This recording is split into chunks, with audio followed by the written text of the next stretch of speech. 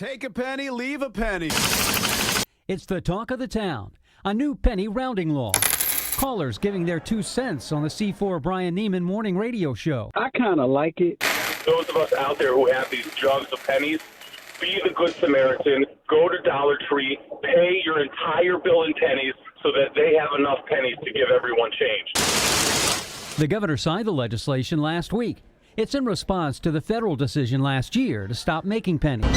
The new law gives retailers conducting cash transactions the option of rounding either the final price or the change due, but not both, to the nearest 5 cents when exact change is not available.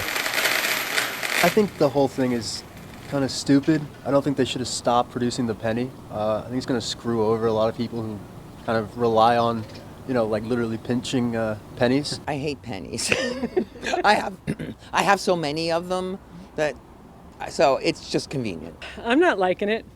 I'm not. It's like, you're nickel and dime everywhere, for tips and all this and that. So it's just giving up a few cents here and there. Not loving it. Here's how it works. If the price ends in 1, 2, 6, or 7 cents, the change in cash-only transactions may be rounded down to the nearest cent divisible by 5.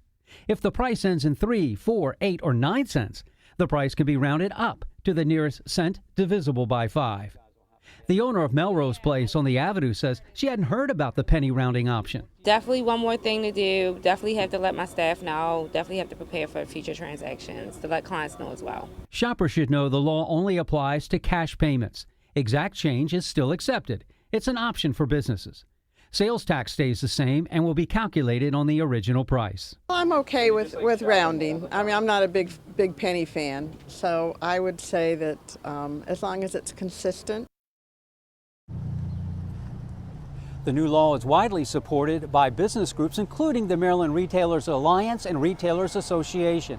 Businesses are encouraged to clearly spell out their rounding policies at the point of sale.